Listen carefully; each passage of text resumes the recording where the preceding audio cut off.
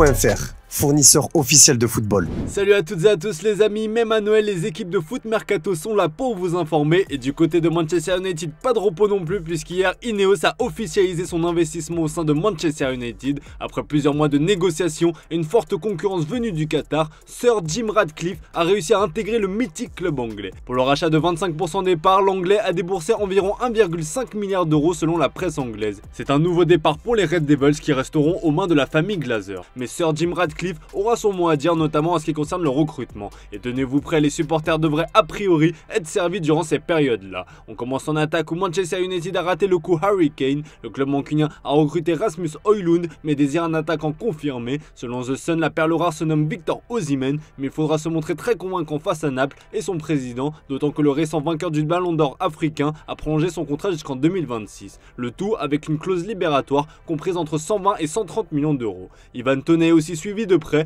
malgré sa longue suspension de 8 mois en raison d'infractions liées à des paris sportifs. L'attaquant anglais plaît à Chelsea et à Arsenal. Et le gros coup que Sir Jim Ratcliffe rêve de faire, comme le rapporte le Manchester Evening News, c'est Kylian Mbappé qui sera libre dans 6 mois. Il est en tête d'une longue liste de stars qui seront en fin de contrat l'été prochain, au même titre qu'Adrien Rabiot. Le Français n'a toujours pas prolongé son bail avec la Juventus, mais on rappelle que par le passé, les exigences du clan Rabiot avaient refroidi les Red Devils. Au milieu de terrain, c'est Frenkie de Jong qui est surveillé, une piste de très longue date. Le Néerlandais a longtemps vu son nom être associé au pensionnaire d'Old Trafford sans jamais que l'opération n'aboutisse. Enfin, dans les cages, l'idée d'un comeback de David De Gea pourrait séduire l'homme d'affaires britannique, la dernière recrue André Onana à ce poste ne donnant pas satisfaction. Serge Gnabry, sous contrat jusqu'en 2026, se voit de son côté indiquer la porte de sortie par le Bayern Munich, un profil qui intéresserait Manchester United. Et dans cette histoire, c'est Erik ten Hag qui doit être aux anges, à condition qu'il reste cependant en poste. En attendant, le tacticien néerlandais a promis que son équipe sera beaucoup plus forte après cet hiver, je vous laisse découvrir pourquoi.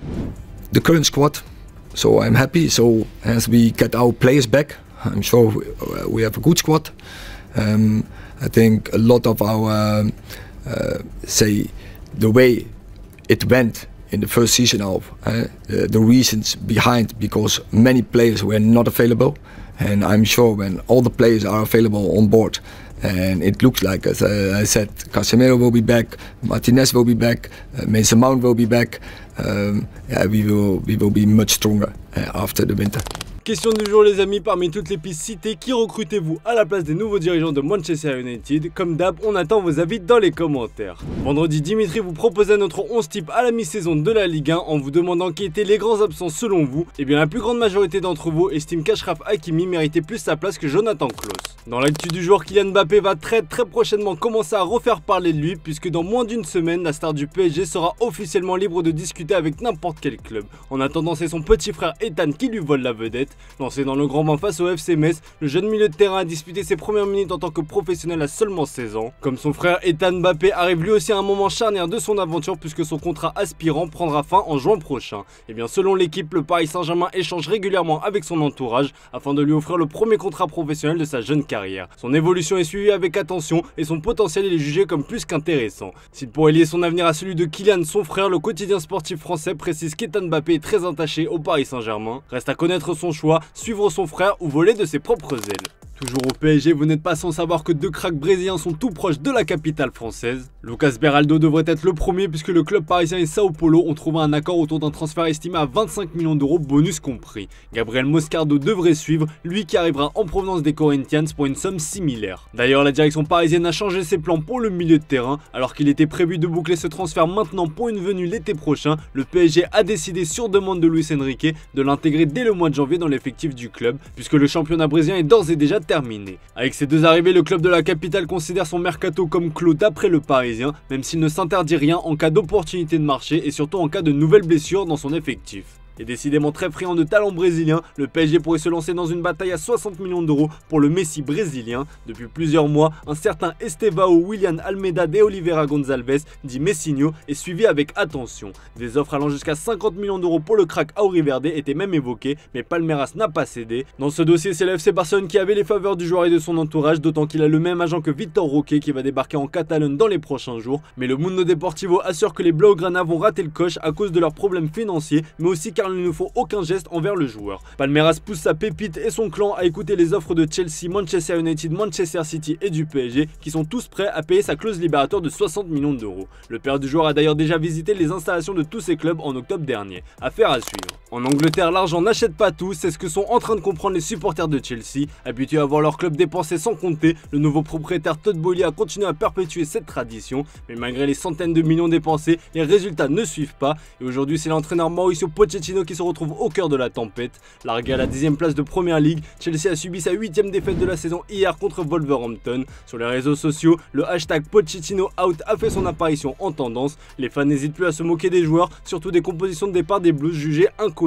Dans les chiffres, difficile de donner tort aux supporters, Chelsea est la pire équipe de Premier League sur l'année civile avec 19 revers au total. Seul Almeria 24 défaites, le Werder 20 défaites et Empoli 20 défaites également ont plus perdu que les Blues cette année. On vous épargne la comparaison des bilans financiers entre ces clubs. Allez, on passe aux exclus foot mercato et ça bouge pas mal en Ligue 1. On commence avec Jesse Lingard, sans club depuis l'été dernier. L'ancien de Manchester United dispose de plusieurs offres qui ne trouvent cependant pas grâce à ses yeux. À 31 ans, le milieu offensif se maintient en forme pour trouver un défi à la hauteur de ses ambitions. Et selon nos infos, il a été proposé à 3 clubs du haut de tableau de Ligue 1, dont le LOSC. Seul problème, et il est de taille, le Brexit. Désormais, les ressortissants anglais sont considérés comme extra-communautaires, ce qui complique forcément la donne pour les clubs français qui affichent déjà quasiment tous complets. C'est d'ailleurs le cas du club nordiste. Côté salaire, le joueur a revu ses émoluments à la baisse. Ils sont aujourd'hui de l'ordre de 250 000 € mensuels, avis aux amateurs. Très courtisé cet été par le Napoli qui a tout tenté pour le recruter, Kevin Danso a finalement fait le choix de rester au RC Lens et même de prolonger son contrat jusqu'en 2027. Et bien 6 mois plus tard, le défenseur autrichien n'a pas eu à regretter son choix.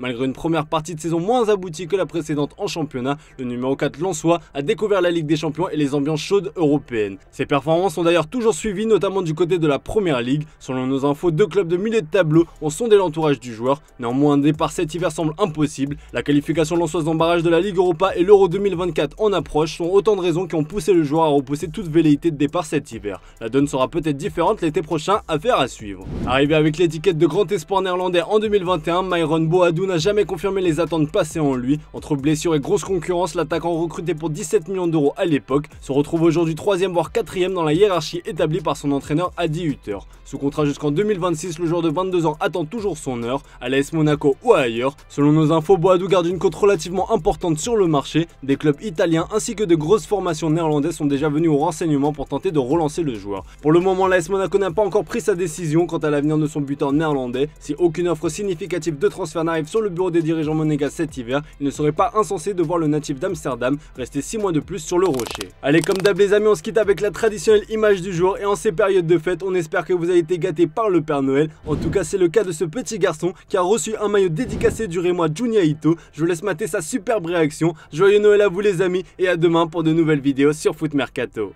Non, non, non, non, n'y crois pas. Oui.